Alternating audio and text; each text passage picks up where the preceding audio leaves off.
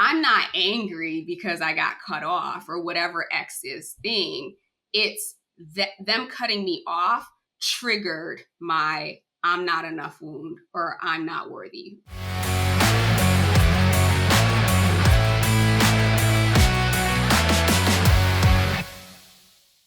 Hello, and welcome to the Mindset and Self-Mastery Show. I'm your host, Nick McGowan. Today on the show, we have Sabine Gedeon. Sabine, how are you doing today? I am well, thank you, Nick. How are you? I'm good. I'm looking forward to our conversation. I always enjoy when I get to shoot the shit and just talk to somebody beforehand. And there's certain times where I look up and I'm like, man, it's been like 15, 20 minutes. This could have been part of the episode. So why don't you kick us off? Tell us what you do for a living and what's one thing most people don't know about you that's maybe a little odd or bizarre. Yeah, so I play a couple of different roles, primarily as an executive coach and a speaker, working with organizations, their leadership, just helping them be better humans. As far as something that's bizarre, I was thinking about this. I think probably the most bizarre thing, and you'll probably appreciate this, is every night I listen to Audible. So I go to bed with like a playlist of books that are like curated each quarter. And so that is like my way of helping me to program my subconscious mind. And I've actually been doing this. I didn't realize that that's what I was doing probably in like 2010 or 12 or something. Like I was like heavily into church. And so I wanted to like learn the Bible. And I was like, I don't want to sit there and read the Bible. So I used to play the Bible app while I slept as a way to kind of like memorize helped me to memorize the scriptures a little bit more. It wasn't until I got into personal development, professional development, the work that I do now, that I learned that like I was literally programming my subconscious. So to this day, like I can pull Bible quotes. I can't tell you where they are, but they will come to me like in conversation randomly. I love that.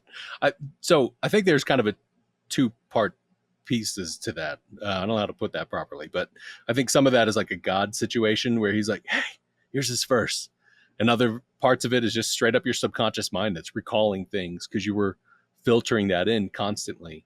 Um, do you remember, I think it was that Bible app, because that's the one that Craig Groeschel created like in the mid 2000s, like the Bible app. I think at one point Samuel L. was one of the voices.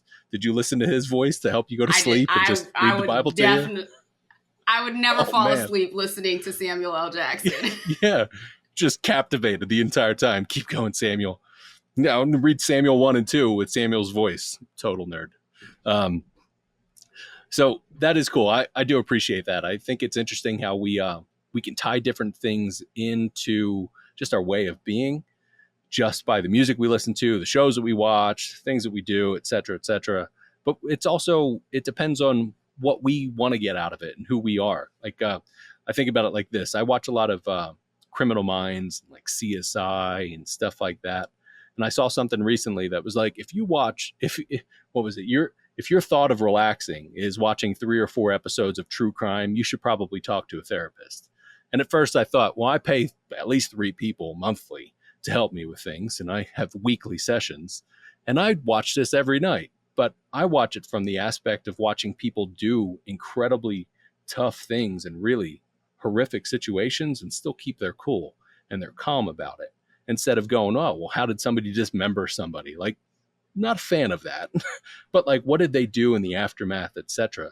So with the books that you listen to and the things that you're kind of putting in your mind, you said it's curated. So are there things that you're like, this quarter, I really want to work on these things, and you do it consciously as well as subconsciously, but what are those things?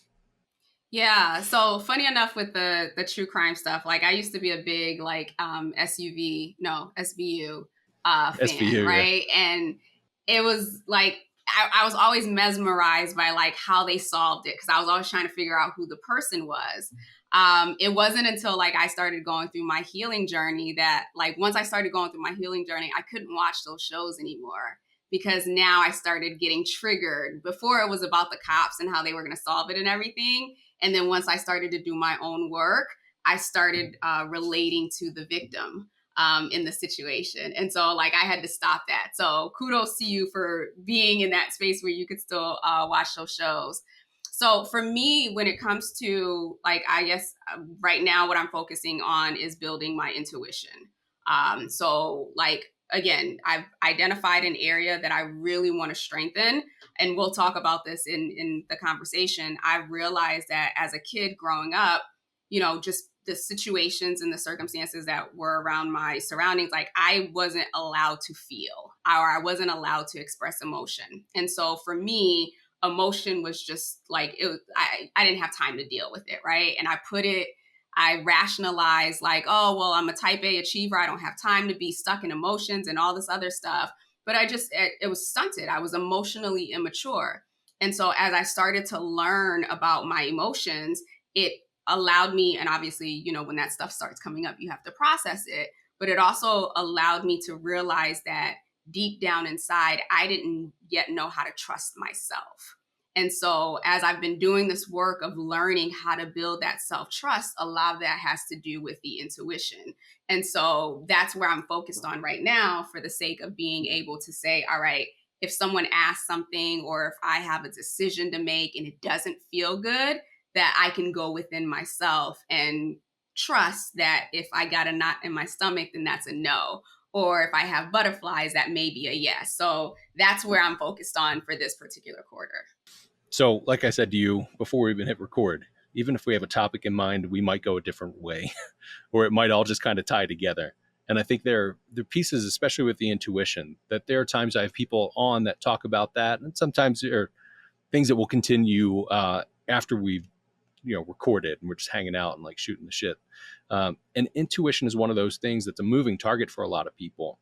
Some people are really, I guess, in a black and white way, logical and lack emotions because they lead with logic, and therefore it's harder to tap into the intuition.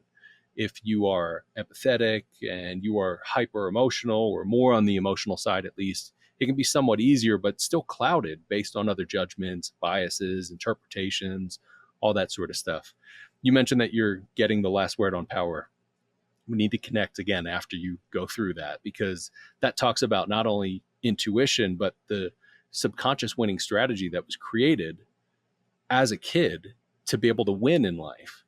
And those things that are created to say, oh, well, in this situation, to stay safe or loved, this is what I do.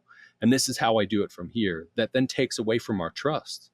So to be able to actually dive deeper into that trust it's a unique path for each person. There are like core competencies and things of that sort when it comes to like how we go about it, but each one of us needs to discover it differently. So what are you doing to be able to not only tap into it, but to consciously tie it together? Like how when you tie your shoes, like at this point, you just don't even think about it. You just do it. But you had to actually physically put that together. And I think the same thing when it comes to your intuition, there is a feel that's in there. You'd even mentioned about butterflies. Sometimes that can be a good thing of like, there's a notion, but that can also lead to a negative thing depending on who you are and how you are. So what are you doing to actually be able to work through that and tighten that up, but put the pieces together for yourself? Yeah, so it's multiple aspects, right? So when you think about creating a new neural pathway in our minds, right? That requires a lot of reinforcement. First and foremost, awareness that it's missing. As far as like, I'll give you holistically what I do to help support, because you can hear like, oh, she's building her intuition, but it's not just enough to like feel into the situation. So for me, I have a morning routine. That morning routine includes working out in the morning. After working out, I do a 2 mile walk around my neighborhood. And within that 2 mile walk, I'm listening to a book. And usually it's some mindset related book. Right now, I'm listening to Ask by Mark Victor Hansen and his wife, Crystal. And it's all about learning how to ask, learning how to be in situations and, being curious, being inquisitive. So a lot of the examples are like external asking, but it's also still supporting those moments where like, if an opportunity presents itself, like most people are going to freeze there and be like, oh, I don't want to ask because I don't want to seem annoying, or I don't want to say anything because that. And it's just like, no, like trusting that you in asking, the answer may be yes. So that's like one element, though it seems unrelated. When I get back from my walk, I journal. We were talking about journaling earlier. So I have this 10 things that I'm grateful for. That's what I journal every single day. The first thing always starts off with, I'm grateful I woke up this morning, because that's something to be grateful for. I say it when I wake up, but I write it down every day. The other piece to that, in that same sentence or in that same line, is, and I started my day successful. That's intentional again, because for me, starting my day successful is waking up at 5, going to the gym, and doing my 2+ mile walk, right? So when I do that, I write in there, I started my day successful. What am I doing?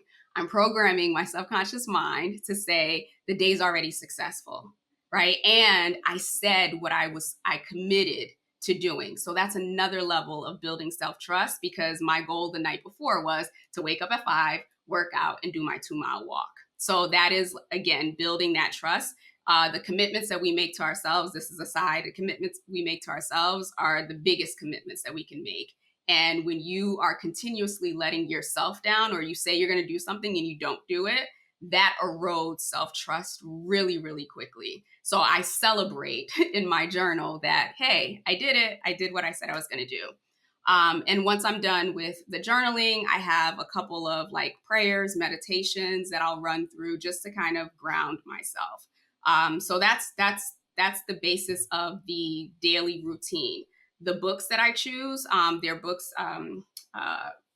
Florence, is it Florence Shin? I think that's her name. She has this book that The Path of Intuition, How to Win in Life. Like, she has several books around that space. Like, I guess you put them under the like metaphysical pieces. So I'm really listening to books around people that speak to that. And then I'm trying to think of, is there anything else that I do? And my nightly routine is also centered around prayer, meditation, something. One of the things that she says in that Path of Intuition book is, before you go to bed at night or before you fall asleep, say the affirmation, in the morning, I'll know exactly what to do. And so right before bed or right before I fall asleep, I will repeat that several times. In the morning, I will know exactly what to do. Doesn't necessarily mean I have a plan, but I'm building that expectation in my intuition that we're going to figure out whatever the day brings. I think that can also be a fun challenge and activity for people too, where you can say, how do I do this thing? What do I do with this? What's this situation look like? And then toss it up. We'll toss it to your subconscious and say, you work on it. Give me the answer in the morning. It doesn't happen every single time, but there's always an inkling the next day of something to do with it. And I've done it before where I've been like, somebody told me this, I'll try it. Like, whatever. I'm sort of skeptical when it comes to stuff at times, and work through it and try it and go, oh, yeah. Like, randomly, midday the next day, it's like, try this little thing. Oh, really? Where the hell did that come from? Because it's always working underneath there. But having those routines, and I appreciate that everybody has their own routine. I also, and like I said to you before we even hit record, I like to talk about like the human side of all of it. Having a routine is great. If you become addicted to just the routine of it, like I'd said to you even about journaling, like I was just doing the thing, and I would like write and look around and be like, I'm bored, this sucks, what am I doing? Oh, I'm not actually paying attention to it. It sounds like you have intention with the stuff that you're doing, but also, how do you handle when you wake up at 5:30 or you wake up at 8 o'clock because you were friggin' tired and your body is just like, fuck it, you need to sleep? Like, do you then beat yourself up with that? How do you show yourself grace? Because that's the humanity side of it. Like, we can all figure out what these big plans are, and like, I'll spend 19 hours a day doing all this stuff. Like, cool, you can plan for it, but it's the execution and then the grace that you show yourself when you don't always execute properly. Like, how do you handle that? Yeah, great question. Actually, Monday and Tuesday of this week, I was tired. Like, for a lack of a better term, I was tired, and my body, I ended up waking up like in the middle of the night, both nights. And so my morning routine was completely thrown off. And so I was just like, okay, I just woke up, grab my coffee. When do I have time in my day to fit this in? The commitment for the journaling for me is about building discipline. Like, today is the 100th day of the year. Why do I know that? Because it's the 100th journal entry, right? And so for me, I know the importance of gratitude and the power that that emits out into the universe. And so that is more of like a internal conviction of I want to do this because there's so much that I'm grateful for. And when I'm writing out this gratitude, it's not just for the things that happen. There's stuff that happened yesterday that I talk about. There's stuff that I'm anticipating today. And then there are things that are far out in the future that I don't know how to do that, but I'm calling it in. And so for me, it's a present and a future thing that, like, if I don't do it, or it's part of the process, right? It's like, when you think about if you have a goal to start a business, right? Yes, you're going to create the business plan. You're going to do the website. You're going to do all those other things. I have learned, or I've deconditioned myself from thinking that things happen because I'm physically doing, or it's the work that I'm doing. I understand that I am part of this larger universe and that I can actually get support. And quite frankly, I need that additional support. So that's what keeps me doing the journaling. Even if it's like the last thing I do at night, my commitment to myself is that I'm going to do it for the present version of myself and the future version of myself. That's cool. When you think about all the things that you do, even if you wake up at 8 o'clock or 5:15 or whatever, and you do the things and you figure out when you can do it throughout the day, you still have the things that you've figured out that work for you, and those are the things today. In 2 years, you might shift, you might adjust. Hell, you might have this for the rest of your life. This might be the thing you do for the rest of your life. May not be. And I think that ties into how there are times I'll talk about purpose, and people can kind of assume like there's one purpose for your life. You're here to do this one thing, which I wholeheartedly disagree with. I think there are ebbs and flows and just how you show up and how the world is at the moment, what you do, and all of that. And likewise with your own routines. So the routine that you have that you found that worked for you, as you do that work, you might find, oh, this thing really works more, like the journaling. It's easy for me to go back to because it's not really my jam. I can do it, but I will do it in a different way. Just like how you're saying, I'm going through and setting all these things up. I think at times that most people don't realize that they do have habits. Like you have a nighttime habit. Sometimes it's just sitting on IG for 2 hours or TikTok or whatever else. Like there's still a habit in place. And we can sometimes make little shifts to that. I was having a hard time winding down at the end of the night.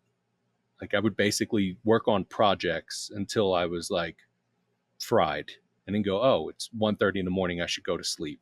And then I would try to go to sleep and be up for like another hour and a half because my brain's still going around, and figured out that if I just listen to binaural music and some meditative music, that'll start to slow me down a little bit, even while we do some things on our own. So I guess the challenge really for all of us is just take what you're doing right now and go, well, what's the little change that I can make? Because everything you're doing right now, you didn't start last Tuesday, right? Yeah, this is a thing you've been doing for a bit. So let's break that down a little bit, because I want to get to the main topic that we're going to talk about, but I really love this because this ties into the intuition, ties into discipline and all of that. But how did this actually start to formulate? I'm sure some of it was like, well, somebody said something, so why the hell not? Let me try it. Let me try this. Let me try that. But where did you start to formulate and see some major changes as you worked through that process for yourself? Yeah, that's a great question. And I wholeheartedly agree with you because sometimes you can hear people and they're like, I spend the first 15 hours of my day in doing all these things, right? And that's not realistic for everyone. I do say that if you study enough people who are successful, right? And successful is subjective. But if you study people who are successful, they have a routine. There is something that they do. To your point, journaling is not your thing, right? But you're also, paying all these other people to support you in different ways. So that is part of what you do to keep mind, body, and spirit where it needs to. So it's a matter of testing. I've tested a lot of stuff out. Like I used to have like the meditation apps, the calm, like my brain is going 100, like that's not for me. When I say I meditate, I'm literally like, I have a prayer and I'm speaking something and getting into the feeling of it. So to each his own. What really started me on this path for this routine, I had signed up with a coach at the end of 2022, And part of the coaching was that every morning, they were on the East Coast. So every morning at 6:30, we met for 90 days. And it was like, it wasn't motivational talk, but like he was having us read through books, like, and breaking stuff down. So I literally, that was like the first time where I was just like, oh no, I have to be up by 6:30 because I just paid this man a lot of money. So I had to be up. So then it was just like, okay, well, if I have to do this at 6:30, by the time that ends at 7 o'clock, it doesn't give me enough time to do what else I need to do, like workout or anything like that. So I was just like, okay, well, maybe if I wake up at 5, by the time I get dressed, brush my teeth, wash my face, it'll be 5:30. I have time to work out. And then when that ends at 6:30, I still have like 30 minutes or whatever that I can journal. So it was literally signing up for that coaching program that forced me to then rearrange my schedule, and I had to work everything around that. What I found was, by the time 8 o'clock came around, I was like, wow, I've accomplished a lot. Like, I felt great. I felt amazing. And that's quite honestly why I kept doing it, because I felt like I just accomplished all of this stuff. By the time I sat down to start my day, like I was full, if you will, like beaming with, all this joy and all this excitement and everything else. And it carried me throughout the day.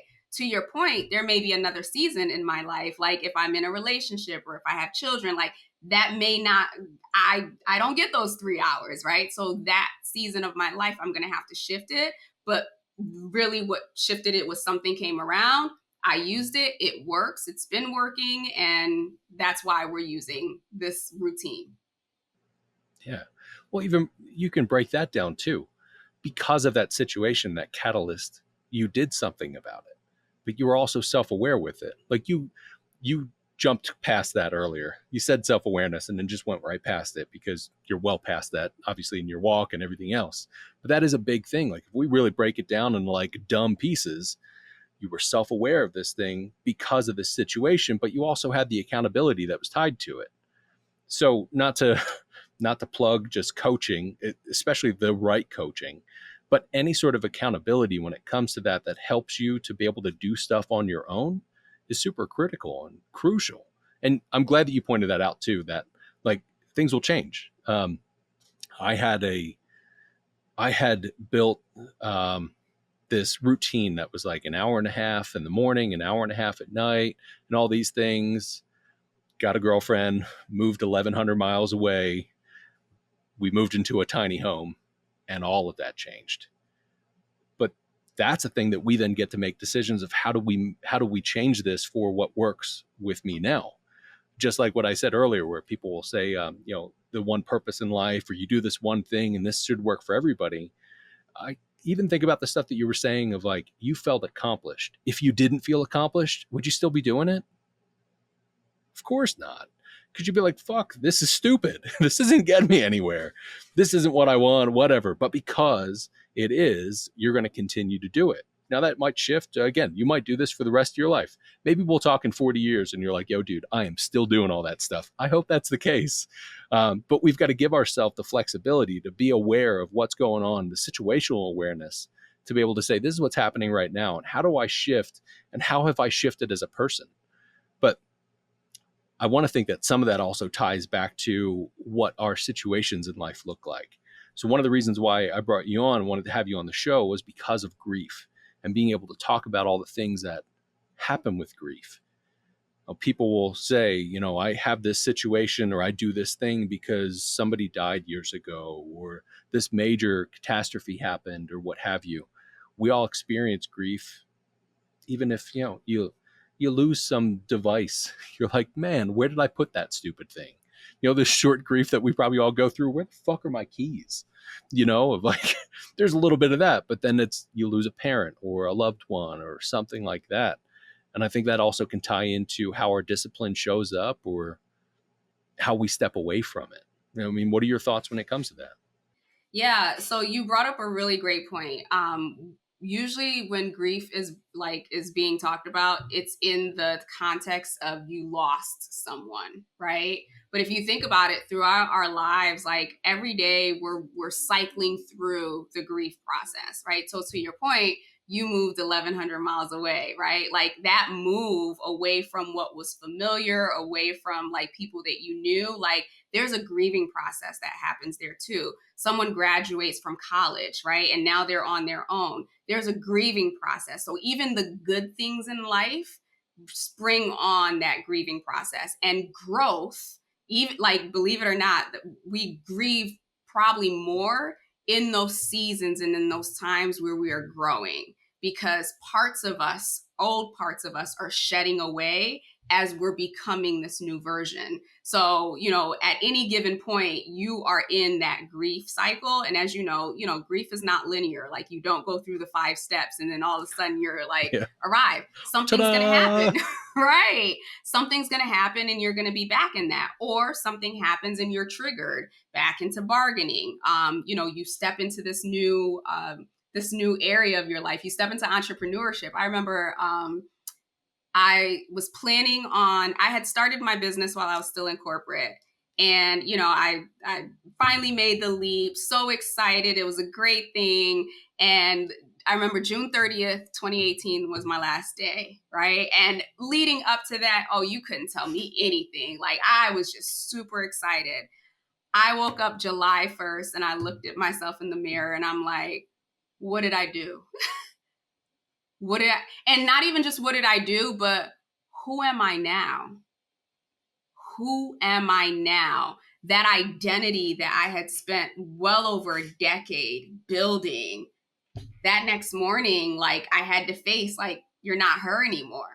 Right. And so again, the grief comes in different ways, even in the best things. It's about being aware, going back to the emotions, right? Being aware of what emotions are you feeling, right? Every emotion is valid. I used to, before I started doing emotional work, I used to believe and fall into this consciousness that like there are good emotions and there are bad emotions, right? So, you're either happy or you're sad, or, all the anger, all of these are bad, until I understood that no. The entire spectrum of emotions just are. It's the definition that we give to them that makes them good or bad, but we're meant to experience every single one of them, right? How could you appreciate joy if you didn't first experience fear, right? Like you wouldn't even know the polarity or the difference between the two if they didn't exist. So understanding that we all have this spectrum of emotions. There's this book that I rely on heavily, Feelings Buried Alive Never Die.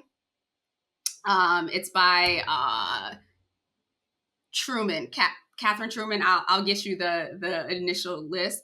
But what I love about that book is she talks about, and we were talking about this in the green room, she talks about epigenetics, right? And how grief, trauma, all of that, it's starting at conception. We assume that we don't build or we don't establish emotions until like the baby comes out, right? No, from conception, we are picking up all of the emotions of everyone around us, and specifically the emotions of the person who is carrying us. And so, we can live life seemingly great, right? Like, we have a trust fund and all the other things, but we're unhappy in the inside. And there's no rhyme or reason to it. Maybe your mother was depressed when she was pregnant with you, right? Maybe she was dealing with some unresolved grief that you then took on. So I think grief is a fascinating thing. It's like one of those pieces that, like, I think um, her last name is Bridges. She wrote this book, and it was based on her studying people right at the end of life. And it's like the curve of like the process. I think this is where like the cycle or the stages of grief actually came from. Kubler-Ross is her last name. And so it talks about like how people transition at the end of life. It could be the same thing, like I said, from a job change to a move to anything. And not only the good things happen, etc., but I want to take a step back to being able to name it. There are a lot of people that have a really hard time naming what they're feeling. They just feel sad. Like, here's a blanket. I feel angry. There's a blanket. I feel good. Like, how many people are like, how you doing? I'm good. That's it. That's the end of that. That can be easy to just be like, shut up, human. Don't want to talk to you right now. Like, say less. We're good. But also being able to just blanket things. But if you can specifically say, I feel really sad about this situation because I felt let down and I feel betrayed. Like, even be able to get to those sub layers of that, you then just almost naturally find healing within it because your subconscious and your conscious tie together and go, okay, well, you're naming it. And then we can put something to it. We can do something with it instead of just being like, well, I'm naturally just angry. Like, I'm sure you've met somebody before. Like, what the hell's his problem? He's always angry. So is anybody going to do anything? I'm like, we're just going to let him be pissed off for the rest of life. And being able to call those things out, but then also being able to see, like, this is what works for me. I'm glad that you brought up that things aren't good or bad. It's just they are, because emotions are just literally just like waving you down, saying, hey, there's something here. You should look at this. And you probably do something about it, but you do whatever you want. It's a matter of being able to look at those things. When you go through the stages of grief, and you just think of those and like kind of work with people about it, it's probably easy for you to tie back to things that have been grief driven, but also being able to tie the other side of that. So I'm glad that you pointed out the kind of duality of it. Like, you wouldn't know, we wouldn't know light if we didn't have darkness as well. We wouldn't know dark if we didn't have light, et cetera, et cetera. But when you think of grief, and for people that are actively going through some sort of really difficult and trying time in their life because of grief, and they're still on their path towards self-mastery, what sort of advice would you give to them that couples along with grief? Going through my process, what I had to first be able to do is, one, acknowledge that I had this full spectrum of emotions, right? Because I was the person, I would say stuff like, it takes so much for me to get angry, right? Like, I was literally like, if somebody did something, the empathetic side of me, right? It was just like, I'd rationalize, I'd, forgive and do all those things. Meanwhile, that anger was there. It was just being suppressed, heavily suppressed. So one, acknowledging that I have the full spectrum of feelings. Second stage was naming it, to your point, right? So being able to say, okay, right now in this moment, I feel angry. Okay, why? Right? So there's this process in Six Sigma world that I learned in corporate, the 5 whys. And so, like, whatever it is, like, you just keep asking why. You keep asking why until you get to the core of the thing, right? So I feel angry. And sometimes, most of the time, we're going to say angry, mad, sad, happy, right? Like joy, basic ones. But what I love about that book is she has an entire, I don't know what you call it, appendix section with like every feeling and emotion, what you would consider like the not so good ones, and then what are the opposites. So if you really want to understand the full spectrum of the emotions that we as humans have, I definitely recommend that book, Feelings Buried Alive Never Die.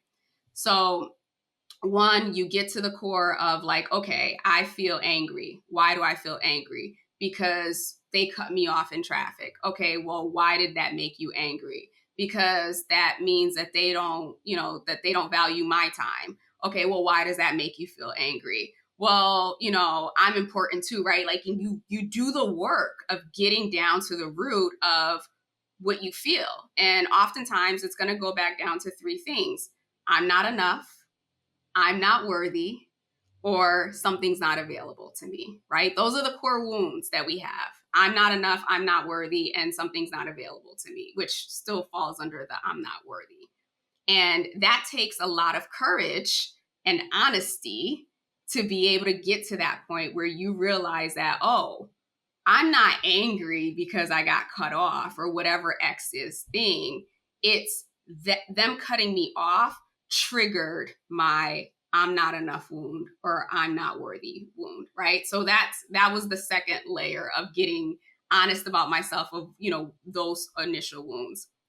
Then the next step was, okay, now you got to feel it. You don't get to I'm not worthy and it's just like, oh, okay, well, great. That was a great Sure. discovery. Let's go on about the day. Yeah. Yeah. Oh, you're not worthy? That's heavy. That's deep. That's hard.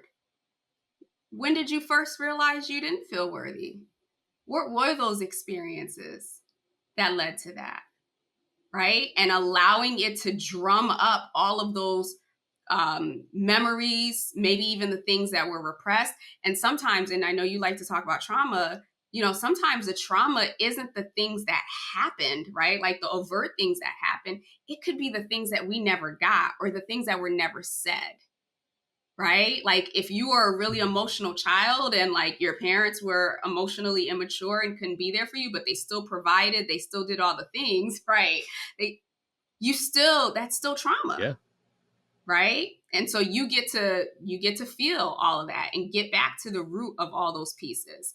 And then from there, you decide, okay, knowing what I know now, okay, I know I felt angry, I want to feel joy. How do I get into that space of joy? And that's a process of, okay, well, what do you do? Like, when was the last time you were joyful?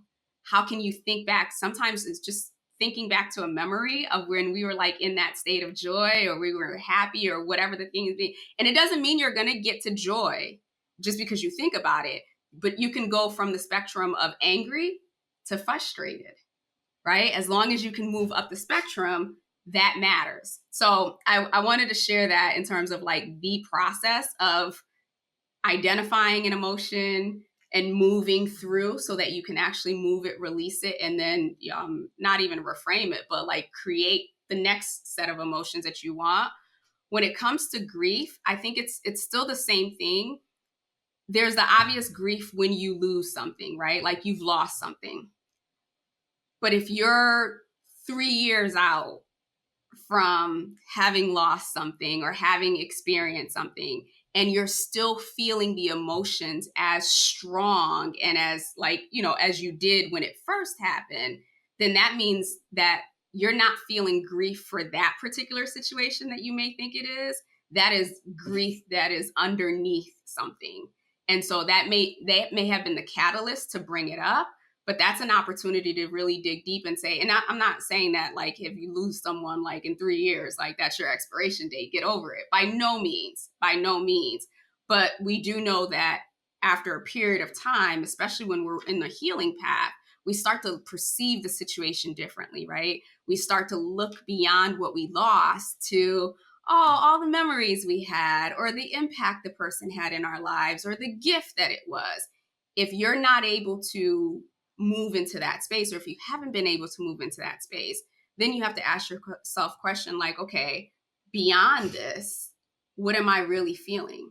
What am I still feeling? And is it related to the person that I lost, the thing that I lost, the change that I made, or is it related to something a little deeper? That is all great info, and especially to be able to walk through that and to understand those pieces and components to it. I think something to add to it as well is to understand about ourselves. Like if you know that you are a very critical thinker, that's how you just are in the course of life, then you can't expect yourself to be a different way. You can, of course, observe those and understand that. But if you understand at your core, this is how I am, then you at least have a guiding light in a sense, because you can go, am I close to this or am I away from it? What's actually happening right now? And what do you do with that? And like you, you kind of, you at least trigger it in a positive way for me, the driving, because I hate when people are in front of me most often, just in general. And we live in the mountains, and there's like a major road through, and sometimes somebody who seems to be 90 years old going about 15 under the speed limit when I tend to go 30 over. And I'm like, what the fuck are you doing? But if you understand about yourself, you can actually laugh at yourself. Like there are times I'm cracking up to myself because I'm like, I'm so damn impatient. Why is this? This old lady didn't do this in spite of me. She has no idea I'm even around. And then you're able to look and go, well, I really hope she's okay. Can she drive? And you drive past and she's like holding on. You're like, I hope she's good. Should I dial 911 and just wait for her, Um, but understanding how we are at our core, then we can understand what do we do with that information? What do we do with the grief? How do we move through that? What does that look like? And I love that you've been able to point out what that full process looks like and how that it's not just the black and white colors. Like if we looked at like, I haven't seen the exact thing that you're talking about, but I've seen different versions of it. And it's like looking at a rainbow scale. There's just all these different hues and colors of all the different variations of emotions. And if you think about, even as best you can, what you experience each day, you're probably still only going to check off a handful of those colors where you experience all of it almost every single day, sometimes even in one drive, just like this fucking person, look at that thing, whatever. But I really appreciate that you've gotten into everything you've gotten into. I appreciate you being on today. And before I let you go, where can people find you and where can they connect with you? Yeah, great question. So I can be found at sabinegedeon.com, and it's Sabine Gedeon on LinkedIn and Instagram.